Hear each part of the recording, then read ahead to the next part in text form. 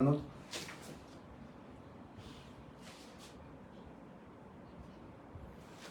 Compañeros, tengan muy buenas noches. Qué gusto saludarlos nuevamente en este inicio de nuestra tercera clase de Derecho Notarial.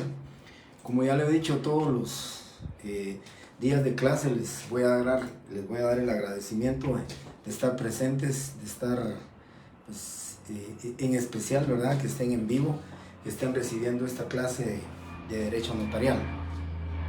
Muy especialmente también les agradezco, siendo día viernes, el último día de la semana, tal y como lo dije la semana pasada, pues ustedes están recibiendo y escuchando la clase que vamos a iniciar el día de hoy. Estoy satisfecho ya, compañeros. Creo que terminó de incrementarse el número de alumnos. En esta semana únicamente 2 alumnos más fueron asignados, así que el total, y según me lo decía en lo que era control académico, que creo que ahí estaba ya asignados todos los alumnos, van a ser 535 alumnos por las 2 secciones. Así que con esa satisfacción de que ya tenemos un número determinado para poder establecer las directrices de cada una de las clases, entonces voy a iniciar con el tema que creo que habíamos platicado, habíamos iniciado a hablar. Se recordarán ustedes, el día viernes de la semana pasada, de esos 8 días, habíamos platicado en relación con el tema de los aspectos y lógicamente principios elementales del derecho notarial, que es lo que estamos viendo ahora. Les decía a ustedes el día viernes lo necesario y mi necesidad que tengo de motivarles a ustedes que les guste el derecho notarial, que sepan hacia qué se dirigen, que sepan ustedes qué es ser notario. Hablamos el día viernes de la función notarial, la organización notarial, la teoría formal del instrumento público. La siguiente clase ya no mirarán estos 3 elementos de la función del derecho notarial. Hablamos entonces del objeto también, que les dije a ustedes, que lo recuerdan, que les dije a ustedes que el notario nace, crece y vive, y muere por la creación del instrumento público. El notario es quien crea el instrumento público, el notario es el que fracciona el instrumento público y es el que hace el instrumento público. Y luego tenemos el contenido del instrumento público, el contenido del derecho notarial. ¿Cuál es el contenido del derecho notarial? Más adelante, compañeros, y se los había dicho el día viernes, más adelante vamos a tener un punto específico relacionado a lo que es la función notarial. Y la función notarial, o la relación notarial también, que se inicia de acuerdo a la prestación de la función notarial, esa relación notarial es el vínculo que va a existir entre el cliente, o sea, la persona que le solicita o le requiere de su actividad notarial o de su función notarial al notario, y lógicamente la actividad que presta el notario. Por consiguiente, el contenido del derecho notarial es precisamente la actividad que ambas partes realizan tendientes a la creación del instrumento público. Es lógico suponer, compañeros, y lo digo así expresamente, no puede existir contenido del derecho notarial, no puede existir la prestación de una función notarial, no puede existir una relación notarial si no tenemos a las 2 partes que son las que prestan su actividad para la creación del instrumento público.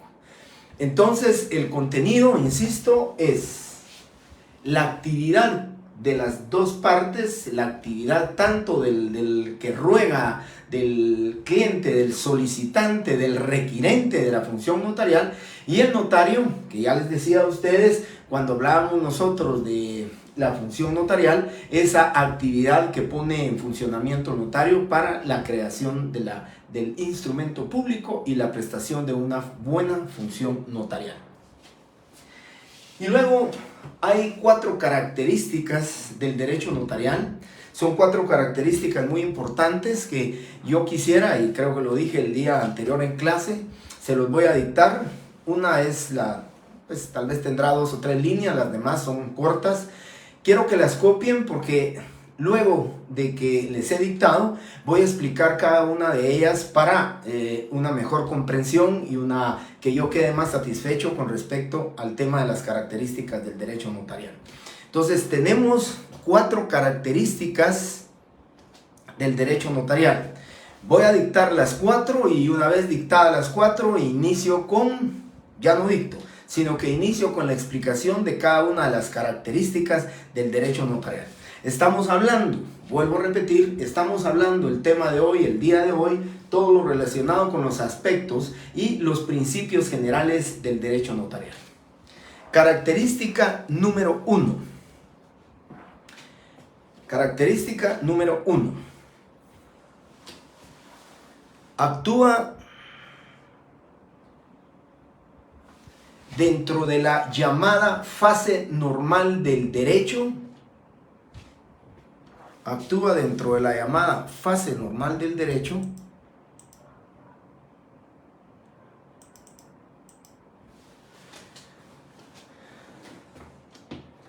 en donde no existen derechos subjetivos en conflicto.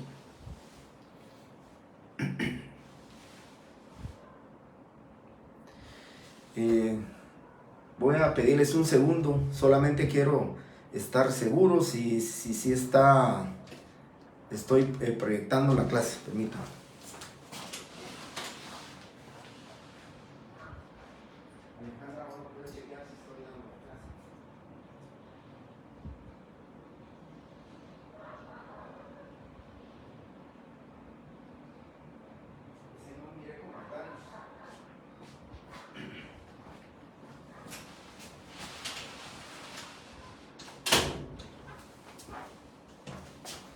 Bien, disculpe compañeros, tuve un pequeño bajón de luz y quería estar seguro que estaba transmitiendo la clase.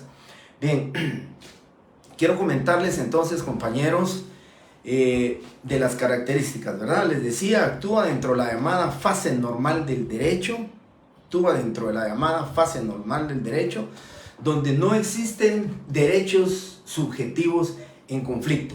Esa es la primera característica. Segunda característica.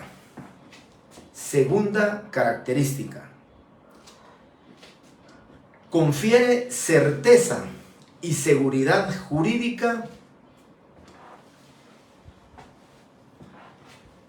a todos los actos y hechos solemnizados por el notario en los instrumentos públicos. Solemnizados por el notario en los instrumentos públicos.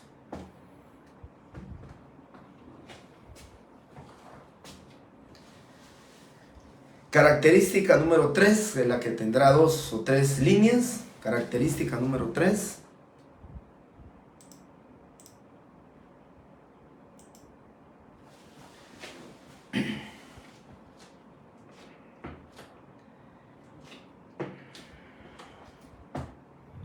La aplicación del derecho objetivo,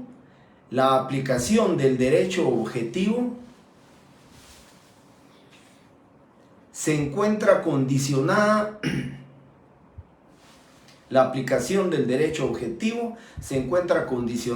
a la ocurrencia de ciertos hechos y declaraciones de voluntad,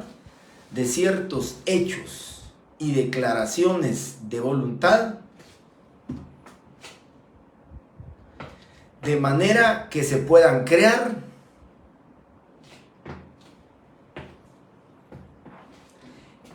y robustecer los derechos subjetivos.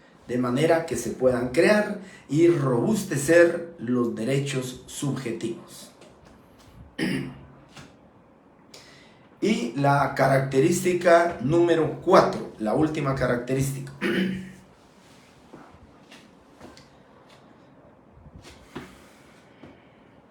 El derecho notarial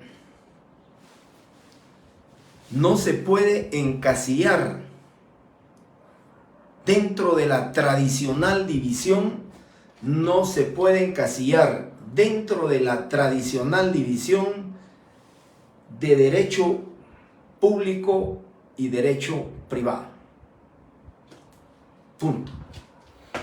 Aquí, compañeros, he dictado las 4 características. Les solicito, les ruego poner atención a la explicación de cada una de ellas, porque creo que con la explicación ustedes van a quedar más satisfechos con respecto a la lectura que le den de cada una de estas características.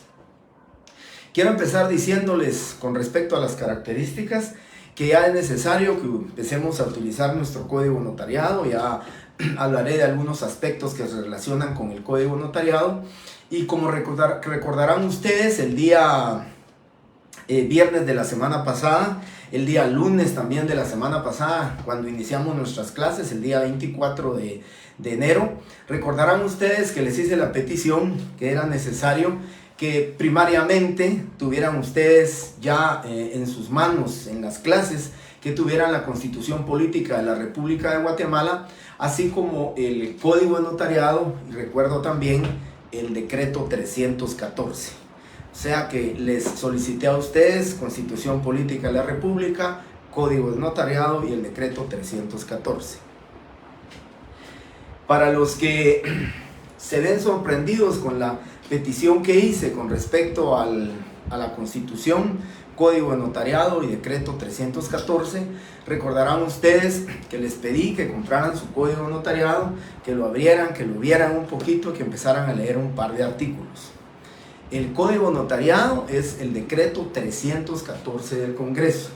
Espero no se les olvide, porque en los exámenes pediré, de acuerdo al artículo 314 del Congreso de la República, pues los aspectos relativos a la habilitación de un notario son los siguientes, y tienen ustedes que conocer entonces que el Código Notariado es el Decreto 314. Les pedí que lo leyeran también. Les digo, si abren su Código Notariado y leen el artículo 276, lo abren en este momento y lo leen ustedes, también se darán cuenta que el Código Notariado no tiene más de 110 artículos. Única y exclusivamente tiene 110 artículos. Así que para los que abrieron su Código Notariado, quiero recordarles 2 cosas y aspectos que no se les va a olvidar. Primero, el Código Notariado es el Decreto 314. Segundo, los artículos que contiene el Código Notariado son 110 artículos que lógicamente yo espero que dentro del contenido de la clase y el contenido del programático del Derecho Notarial 1 podamos ir conociendo y ustedes puedan ir estudiando, porque mi interés, de verdad, mi interés, primeramente Dios, es que a finales de octubre de este año ustedes ya conozcan por lo menos el 85 o 90% del contenido del Código Notariado. Bien, dicho esto, compañeros, es importante. Dicho esto, es importante, compañeros, hablarles les voy a hablar de las características del derecho notarial, y empiezo con la primera característica. Fíjense que solo quiero comentarles que tengo un problema, como que no estoy recibiendo mensajes.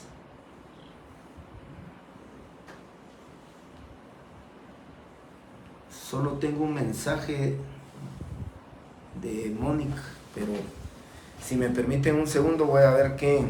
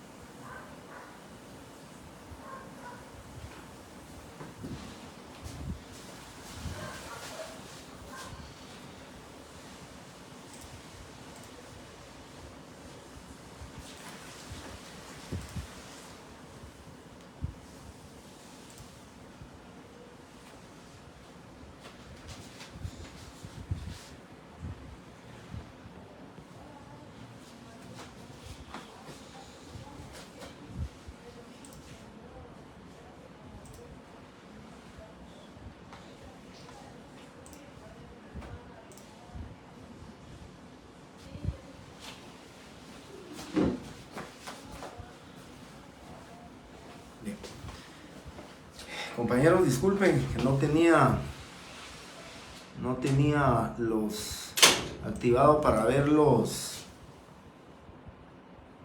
mensajes y ya lo tengo. Ya tengo de Luisa Castillo, ya tengo el de Esmeralda Monzón, que creo que escribió las características y afortunadamente pues ya resolví este problema. Vamos a continuar entonces con las características de derecho notarial. Mil disculpas. Les decía entonces, la primera característica del derecho notarial, la primera característica que les dicté es, les decía a ustedes que el derecho notarial actúa dentro de la fase normal del derecho, donde no existen derechos subjetivos en conflicto.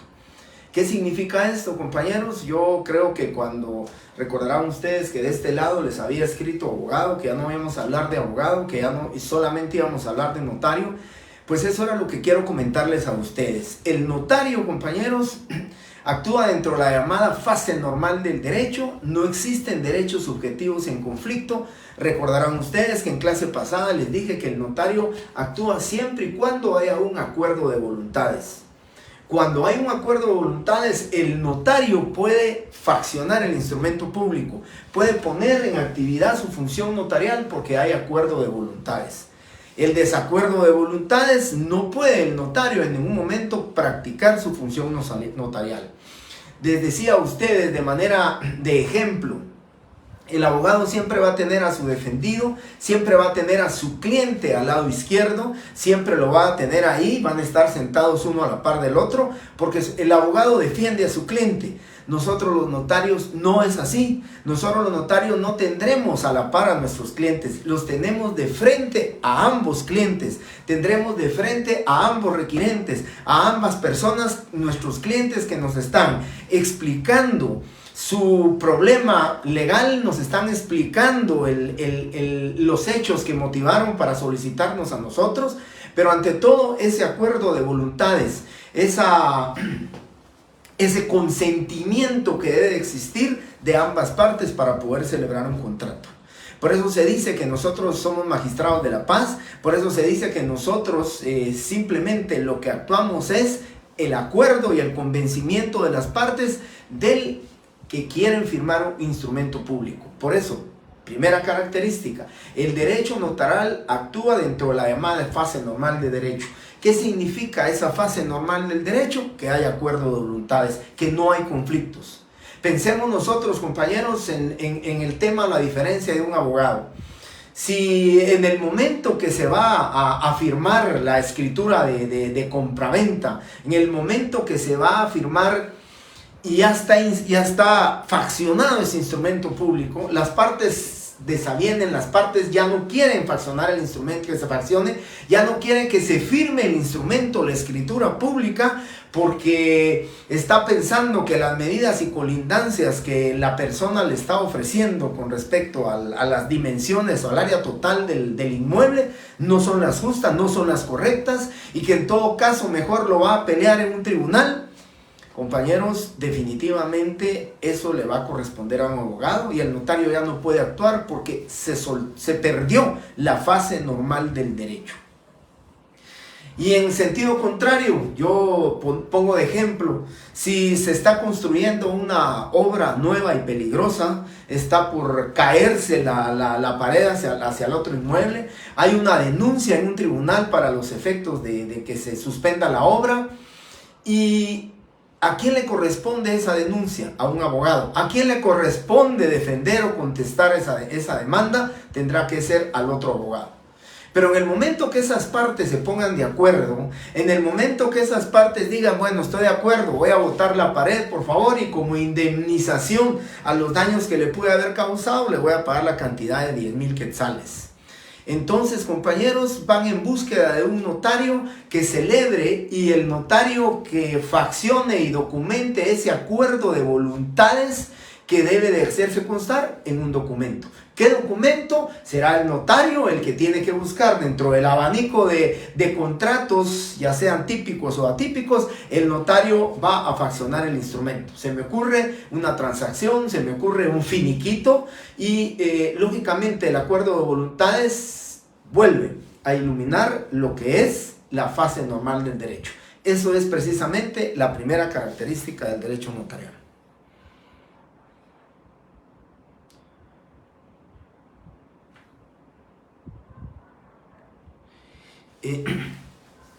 Cari Gali dice que tiene 112 artículos. Es correcto, el Código Notariado tiene 112 artículos, pero si ustedes leen el artículo 111 y el 112, esos ya no están vigentes ni son aplicables, entonces tenemos única y exclusivamente 110 artículos. Lea el 111 o el 112 del Código Notariado.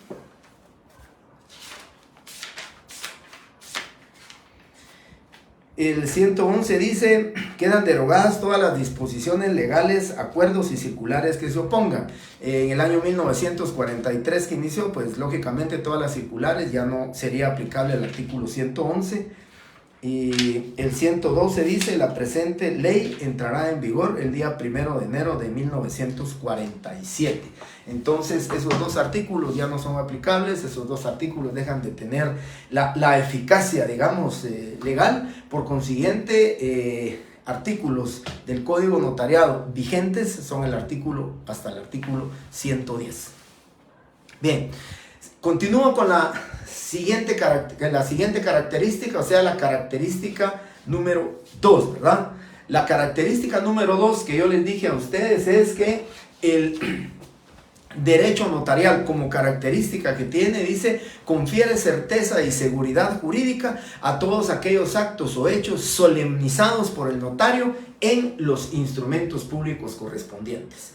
Ya dije los días anteriores que siempre el artículo 186 del Código Procesal Civil y Mercantil va a ser el artículo que voy a utilizar como fundamento y como asidero legal de la seguridad jurídica. La seguridad jurídica, por eso desde el punto de vista que hablábamos del tema del derecho constitucional, ¿por qué les pedía a ustedes la Constitución Política de la República de Guatemala?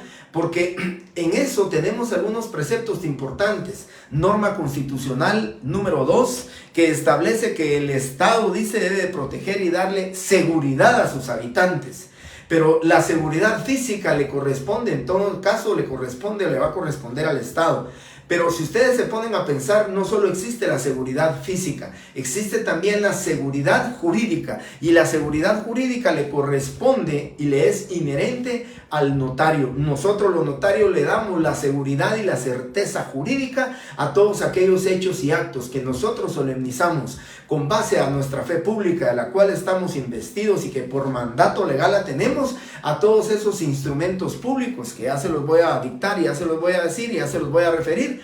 Y entonces esa es la característica número 2. Característica número 3. Esta característica es muy importante. Quiero explicarles a ustedes que me pongan mucha atención porque es una característica que dicen ustedes, cómo se condiciona la aplicación del derecho objetivo a la ocurrencia de ciertos hechos y declaraciones de voluntad. En la característica les digo a ustedes que se va a estar condicionada la aplicación del derecho objetivo a la ocurrencia de ciertos hechos y declaraciones de voluntad, de manera que se puedan crear y robustecer los derechos subjetivos, ¿sí? El derecho, ustedes saben, el derecho subjetivo es el derecho que le es inherente, el derecho que le es inherente a la persona humana y que lo va a iniciar, ¿sí? Con base al derecho objetivo que se encuentra plasmado en una norma. Nosotros, para ponerles un ejemplo de ambos casos, la ocurrencia de ciertos hechos o declaraciones de voluntad. Comencemos con las declaraciones de voluntad. Yo me gusta poner mucho de ejemplo el matrimonio, ¿sí? Esa institución social. Recuerden ustedes que dice el artículo 78 que el matrimonio es la institución social por la cual un hombre y una mujer se unen con el ánimo de permanencia, la auxilia. Bueno, Ese es el derecho objetivo que se encuentra contenido en el artículo 78 del Código Civil. Pero la aplicación de esa norma, la aplicación de ese artículo 78 que se encuentra contenida en el artículo 78, necesita, ¿sí?, la declaración de voluntad para que se pueda crear y robustecer ese derecho subjetivo que le es inherente tanto a un hombre como a una mujer para contraer matrimonio. Ahí está latente el derecho objetivo, pero mientras al notario no le declaren la voluntad, mientras al notario no le digan su deseo de contraer matrimonio, el artículo 78 no puede ser aplicado. Ese artículo 78, su aplicación va a estar entonces condicionada a la declaración de voluntad de José y de Jimena de contraer matrimonio. Con esa declaración de voluntad, el notario ya puede aplicar ese derecho objetivo contenido en el artículo 78 por el derecho subjetivo de las partes que le son inherentes para celebrar el matrimonio. Y en el caso de la ocurrencia de hechos, bueno, dice la ley que cuando se niega el Código de Comercio, que cuando se niega el pago de un cheque o cuando se niega el pago de una letra de cambio o un título de crédito, el notario dice deberá faccionar acta de protesto de cheque por falta de pago, por falta de aceptación o por cualquiera de las formas que establece la ley. Pero recordemos que qué debe de ocurrir para que ese artículo, que es un derecho objetivo que se encuentra contenido en el Código de Comercio, qué debe de ocurrir para que el notario ponga en actividad su función notarial, para que el notario faccione el acta de protesto del cheque. ¿Qué debe de ocurrir? La negativa por parte del cajero pagador a pagar el cheque por falta de fondos, por falta de aceptación, por mala redacción, por estar falsificado el cheque, por falta de firmas, por, bueno, lo que ustedes quieran. Pero entonces lo que debe ocurrir para que se pueda poner o para que se pueda aplicar ese derecho objetivo contenido en el Código de Comercio es la comparecencia del notario, la negativa, y ya ocurre el hecho de la negativa y entonces el notario ya podrá poner en práctica su función notarial, faccionando el acta notarial de protesto de cheque para los efectos legales correspondientes. Esa es la forma en que les explico la tercera característica del derecho notarial. Bien.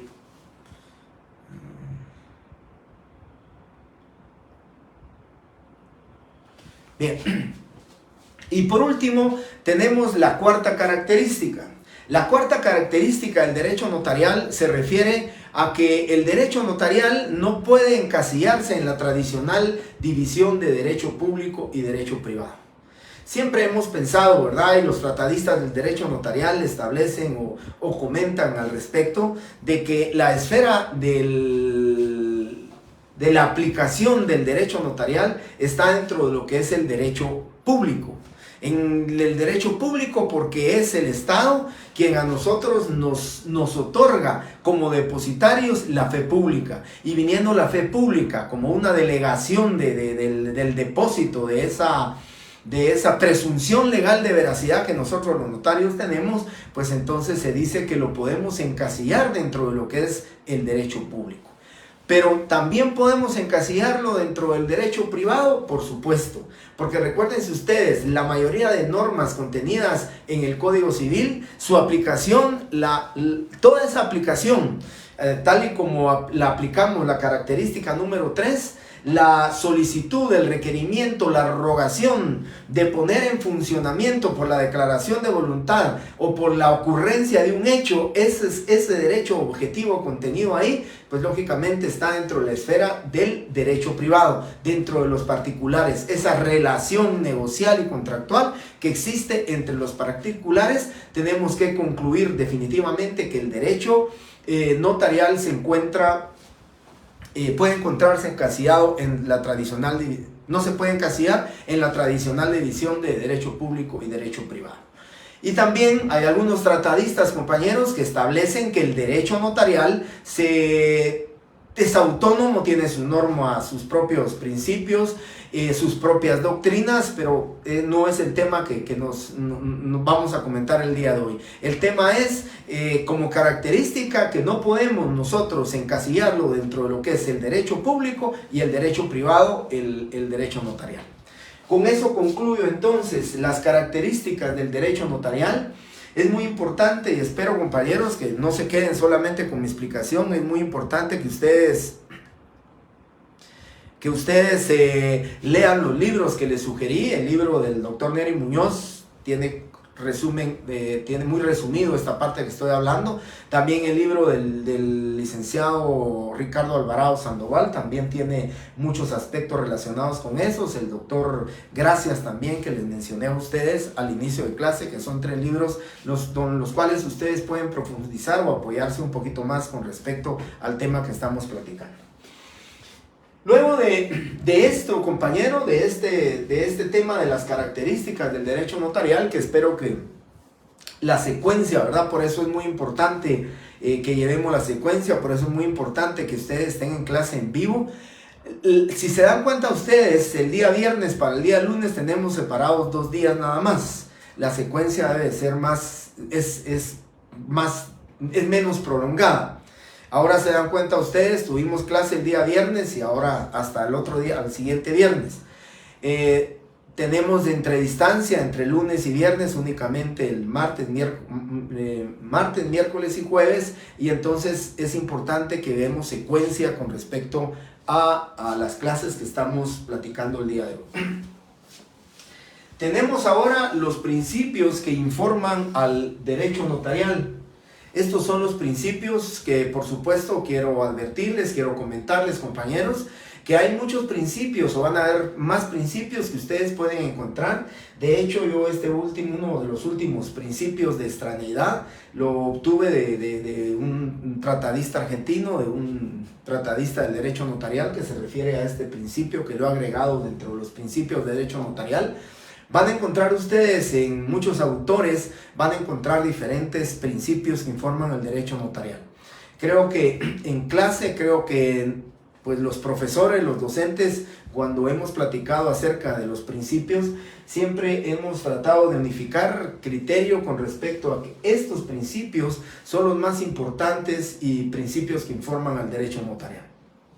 No voy a dictar los principios, si lo voy a ir explicando. Lo que pueden hacer ustedes es ir tomando nota con respecto a cada uno de ellos. Voy a hablar primero del principio de la autoría, ¿sí? Y el principio de la autoría se los explico con lo siguiente.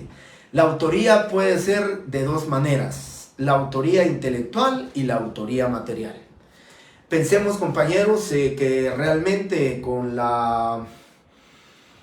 y lo voy a hablar en todos los principios, hay algunos principios que posiblemente tienden a desaparecer precisamente por la revolución tecnológica que nos ha impactado de unos 15 años para acá.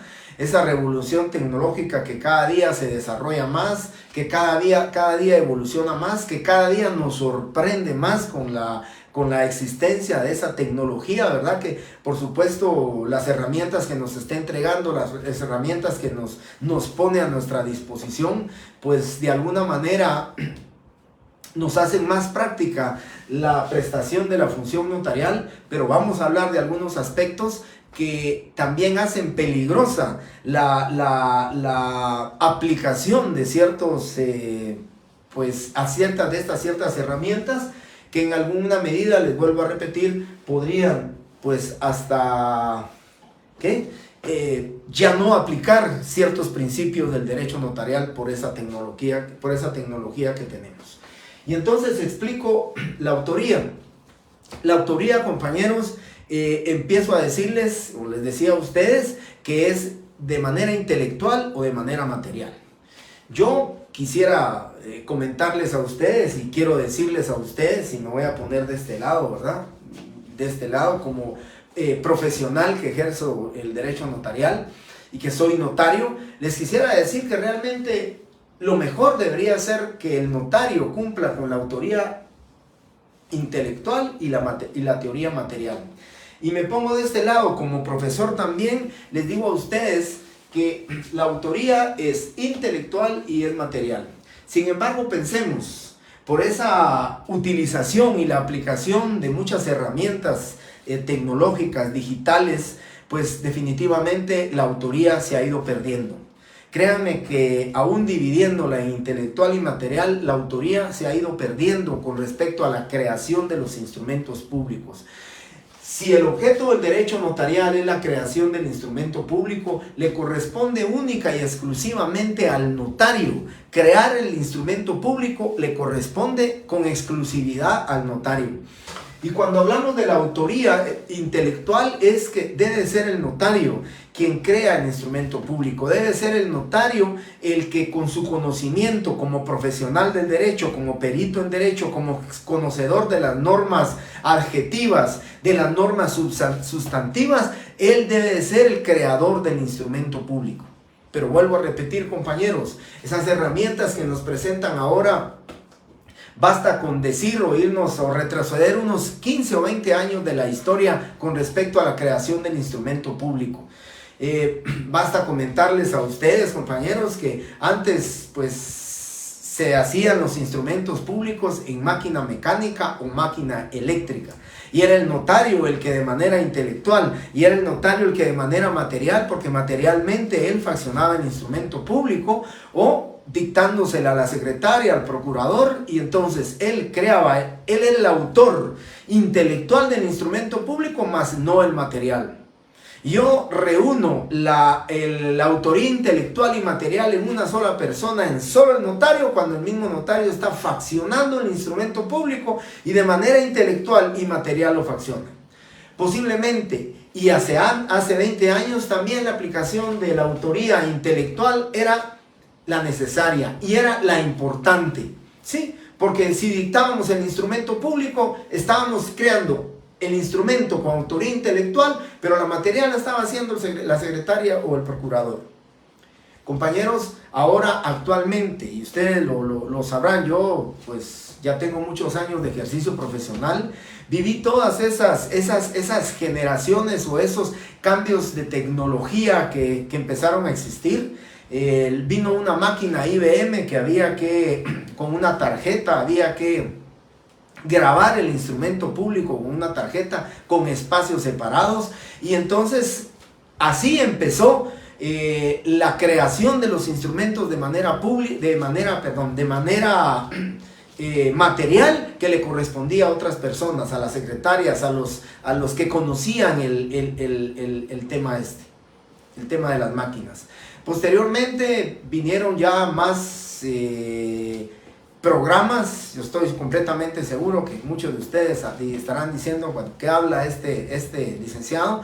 Pero existía el Professional Right, existía el WOSTAR, que eran programas que el notario pues tenía que crear sus documentos, y luego, compañeros, cuando queríamos copiar un documento, pues imagínense ustedes en aquella época, era de pedir, mira, préstame una escritura pública de compraventa para tener una idea. Se estaba perdiendo lo intelectual, pero para tener una idea de esa escritura pública, préstamela. Había que ir a la oficina del notario que nos iba a hacer favor de prestarnos un proyecto, de prestarnos, como corrientemente se dice, ¿verdad? Y en buen chapín, el machote de una escritura para poderla copiar. Posteriormente vinieron ya los discos de 5, después los de 3.5, los disquetes, y entonces ya era solo préstame tu disquete, ya era solo préstame después préstame la USB, y a través de la USB se llevaba los instrumentos y hacerlos. Posteriormente ya viene la comodidad para el notario, ni siquiera préstamela, ni siquiera voy a ir a traer el disquete o el disco, o voy a ir a traer la USB, sino que venía simplemente, me haces favor, me lo mandas a mi correo electrónico. Y ahora tenemos también que por WhatsApp, que por otros programas podemos nosotros adquirir los instrumentos públicos, pero estamos perdiendo entonces de manera, con una enormidad tremenda, estamos perdiendo el principio de la autoría del instrumento, tanto de manera intelectual como de manera material. A mí me sorprende, así no les puedo decir, y siempre lo comentaba en clase, cuando estábamos en clase presencial, a la salida de la universidad, ya a las puertas de la salida, ahí encontraban ustedes una gran cantidad de discos, de juegos, de software, de programas, y lógicamente también me sorprendía ver y decía ahí 80 escrituras públicas.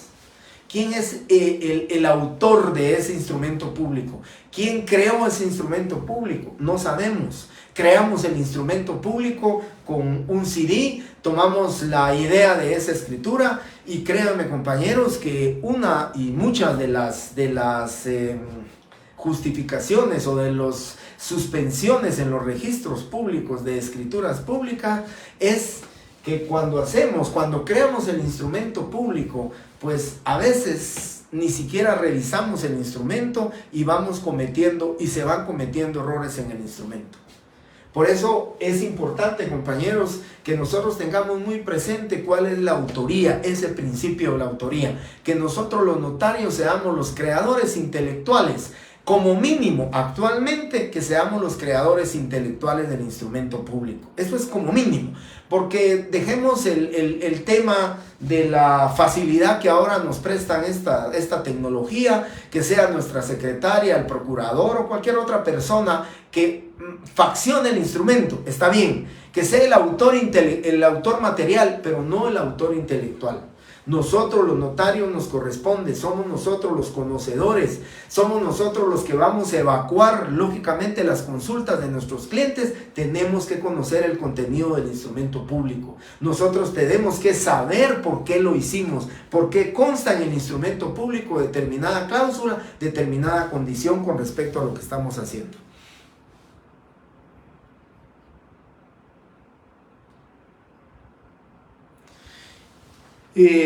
A Héctor Ramos hace una pregunta: si un notario puede grabar su propio instrumento público. No sé cómo responderle la pregunta a Héctor. Quisiera que me dijera cómo grabarla o cómo crearla. Lógicamente les quiero decir, compañeros, que lo que dice Héctor para mí debe de ser lo de la autoría intelectual. Es el notario el que debe de hacer el instrumento público, es el notario, y así como lo dice él, debe de grabar su instrumento público. Y qué mejor si él es el autor intelectual, pues también que sea él el autor material. Entonces, que sea él el que haga su instrumento público y ya lo puede grabar y ya lo puede tener el notario como instrumento público, que él lo creó, que él es el intelectual. Por supuesto, el día de mañana, ese mismo instrumento público, con mucha similitud, le solicitan hacer otro, pues el notario simplemente lo que tendrá que hacer es acomodar los datos individualizantes de una persona con el documento o el instrumento que él, con su intelecto y con su creatividad y su conocimiento y su redacción, ya creó, ya lo hizo. Eso es lo que yo pretendo enseñarles a ustedes, que la autoría debe ser intelectual, es la más importante, la autoría intelectual. La material, pues si es la secretaria o es esto, pero la creatividad intelectual, el conocimiento que se debe desplegar en el instrumento público debe de ser de origen intelectual del notario. Eso es lo que puedo responderle a Héctor Ramos.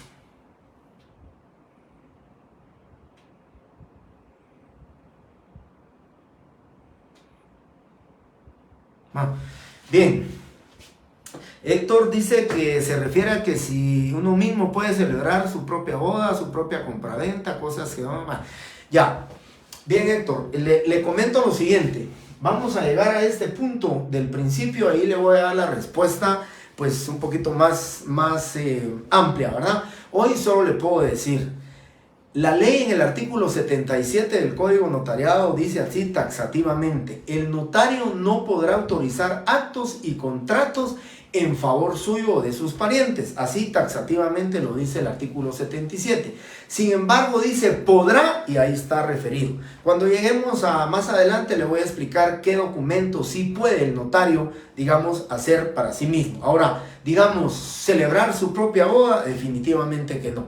Recuérdense que creo que aquí, no lo tengo, ahorita me acordé, hay un principio también de imparcialidad y eso ya lo dijimos. Lo dije un día en clases. El estandarte que debe de llevar el notario debe de ser siempre la imparcialidad. El abogado es parcial, nosotros somos imparciales. Bien. Termino entonces con el principio de la autoría diciendo eso, ¿verdad, compañeros? Que es de suma importancia que nosotros seamos los que autorizamos el instrumento público. Imagínense ustedes, me han comentado algunos colegas que en el registro de la propiedad pues van a suspender instrumentos públicos porque comparece como vendedor doña Carmen, como comprador comparece don Rolando, pero al cierre de la escritura dice que manifiesta a doña Rosa que acepta el contenido íntegro del presente contrato. ¿De dónde aparece doña Rosa? ¿Dónde, en qué momento compareció doña Rosa? Y eso simplemente es producto de que si no somos nosotros los autores intelectuales o materiales y si no tenemos la precaución mínima de revisar el instrumento público, porque tenemos la facilidad ahora, compañeros, de poder, imagínense, antes cuando usted hacía su instrumento público y lo ponía en el rodillo para escribirlo, lo hacía y ya estaba redactado el instrumento. Ahora tienen la facilidad de hacer el instrumento público, de imprimirlo, de volverlo a leer, de volverlo a revisar, a determinar si todos los datos individualizantes son correctos, si se identificó bien a las personas, los apellidos, los nombres, los números de finca, todo eso lo debemos de revisar. Porque si solo nos quedamos nosotros a ser los autores intelectuales, pero simplemente copiándolo de otro programa o copiándolo de otra escritura pública, lo más seguro y con certeza se los digo, que si no revisamos el instrumento público vamos a cometer errores. Y esos errores lógicamente van en causarle un perjuicio a nuestro cliente, que le vamos a atrasar su negocio, que le vamos a atrasar su relación contractual con la otra parte, y entonces lógicamente nosotros estamos obligados a autores intelectuales y materiales. Tratemos la manera nosotros, compañeros, de ser nosotros los notarios, los que creamos y los que vamos intelectual y materialmente. Bien. Principio de la forma. Continúo con este principio. El principio de la forma, compañeros, solo quiero dictarles 5 artículos y seguidamente les explico cuáles son esos artículos. El contenido de cada uno de los artículos y qué se refiere. Por favor, pongamos el artículo 29. Pongamos el artículo 61. El 64, el 59 y el artículo 55, literal A y literal B. Si quieren lo repito. Artículo 29. Vamos a hablar del principio de la forma. Artículo 29, artículo 61, artículo 64, artículo 59 y artículo 55 literales A y B. Y lo voy a explicar. ¿En qué consiste este principio de la forma? El principio de la forma es precisamente, compañeros, cuando hablamos de esta teoría formal del instrumento público. Es la forma, son las formalidades que el notario debe de cumplir para crear un instrumento público. Ese principio de la forma, su significado es que tenemos que tener el conocimiento de la teoría formal del instrumento público. Esa teoría formal del instrumento público, las formalidades que debemos de cumplir nosotros, las formalidades que cada uno de los contratos debe de tener, es precisamente ese principio de la forma. Si nosotros dentro del derecho notarial estamos obligados en su misma definición, obligados a conocer la teoría formal del instrumento público, estamos obligados a saber que si omitimos requisitos en el instrumento público, puede ser la nulidad del instrumento público o puede ser una sanción pecuniaria para el notario. Lo que tenemos que hacer es evitar cualquiera de las sanciones. Una sanción de nulidad o la provocación de la nulidad de un instrumento público, y tenemos que evitar también una sanción pecuniaria.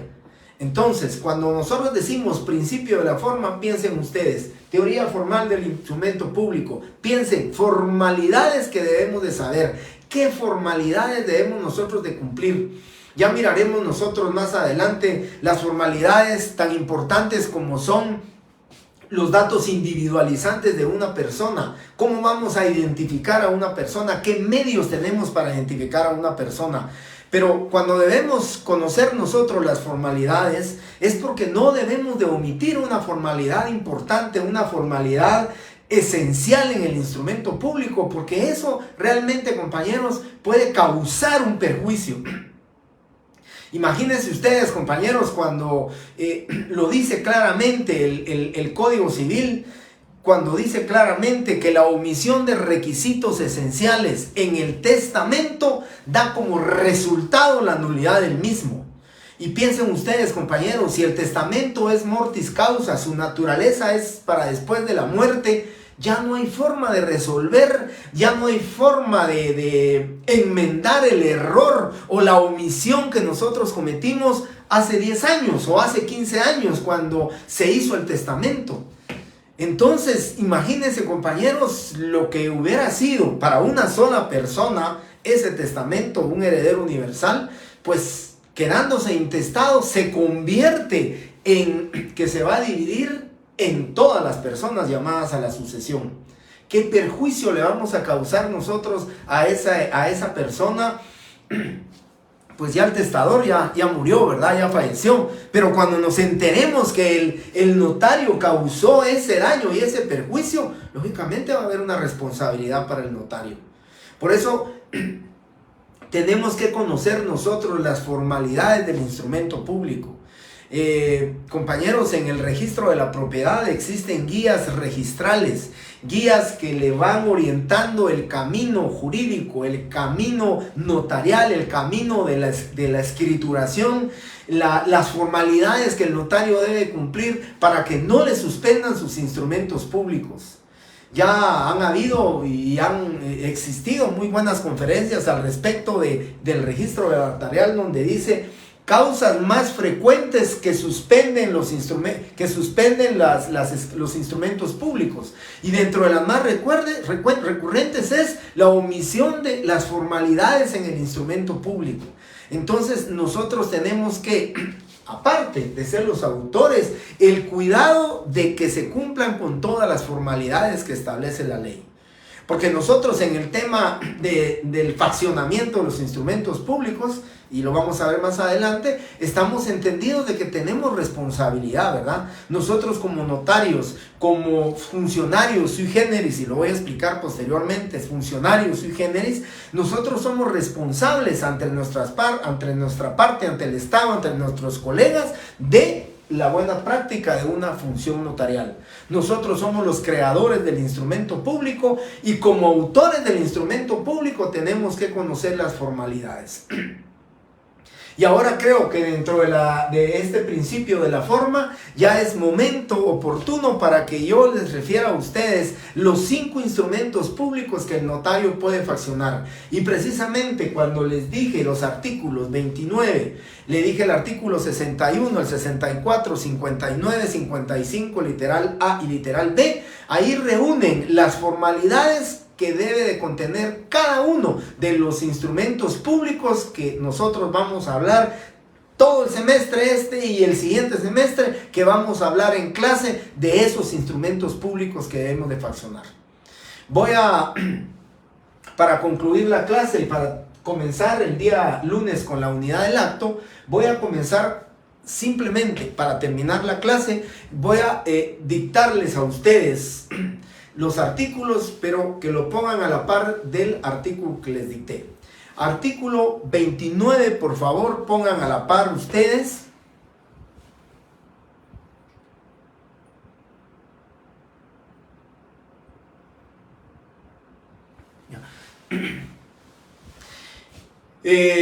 Les indico entonces, artículo 29, entre paréntesis, póngale escrituras públicas. Esas son las formalidades de las escrituras públicas y en general de los instrumentos públicos. Artículo 29. Artículo 61, entre paréntesis, por favor, ponen actas notariales. Artículo 64, actas de protocolización. Artículo 59, razón de legalización de firma. Razón de legalización de firma. Y artículo 55, literal A, actas de legalización de firmas. Actas de legalización de firmas. Y literal B, actas de legalización de fotocopias de documentos. Actas de legalización de fotocopias de documentos. Ya el día lunes comenzaré explicándoles a ustedes esos 5 instrumentos públicos, cuáles son los denominados protocolares y cuáles son los que van fuera del protocolo. Pero hoy me interesa, por favor, solo lean los artículos. Les pido y les ruego, cualquier artículo que yo señale, que yo hable en la clase, es importante y necesario que ustedes lo lean. Así que por favor, para el lunes, como tarea, lean el artículo 29, ese es el más largo que les estoy pidiendo. 61 es muy corto, 64 corto, 59 corto, 55 literal A y B son demasiados cortos. Las dudas que puedan surgir de eso, guardémoslas, porque vamos a tener un punto determinado para cada uno de estos instrumentos públicos. Pero estoy hablando del principio de la forma, estoy hablando de la teoría formal del instrumento público. Necesito y requiero de ustedes que lean esos artículos para que conozcan cuáles son los instrumentos públicos que nosotros los notarios estamos facultados para hacer. Había dicho que para concluir la clase, solo quiero comentarles algo. Quiero hacerle y contestarle al licenciado, yo conozco un licenciado, o sea, quiero contestarle a Gerson Rodríguez con respecto a que él conoce a un licenciado graduado en Ciencias Jurídicas y Sociales. Les comento, compañeros, que mientras el estudiante no apruebe sus 2 exámenes técnicos profesionales en su fase pública y su fase privada, no puede optar a los títulos de abogado y notario. Por consiguiente, muchos solamente obtienen el grado académico de licenciado en Ciencias Jurídicas y Sociales. Se pueden inscribir en el Colegio de Abogados y Notarios como licenciados en Ciencias Jurídicas y Sociales, porque ese grado académico es afín a ese colegio, porque ya es un profesional. Pero eso no le da facultad para que pueda ejercer la función notarial. Hoy me pongo aquí como docente, como profesor, y me vengo también de este lado como notario que ejerzo mi profesión, para decirle a Gerson que definitivamente esa actividad o esa práctica que está haciendo este licenciado no es correcta. Que lo digo aquí como profesional, que es una práctica que es muy común, que es muy corriente, que lo hacen muchos notarios, es cierto. Pero entonces, como profesor y como docente, definitivamente no, compañeros. Eso no se puede hacer. Ya voy a llegar a los principios aquí de inmediación, de publicidad, y le voy a dar una explicación un poco más amplia a Gerson para explicarle que nosotros los notarios somos depositarios del protocolo, de esas hojas que nos dan a nosotros, pero no podemos, en ninguno de los casos podemos prestar esas hojas. Lo que está haciendo este licenciado, Gerson, es simplemente utilizar el protocolo del notario Jiménez Barrera, y él es el que hace los instrumentos. Pero ¿quién es el responsable?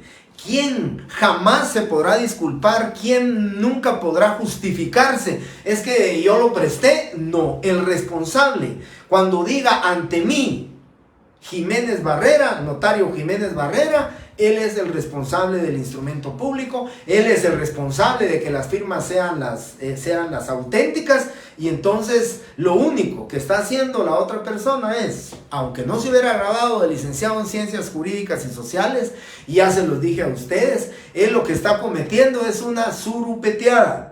¿Se recuerdan que les dije? No sé si lo había dicho en clase, pero se los dije, el huizache es para el abogado. El surupeto es con Z. El surupeto es aquel que crea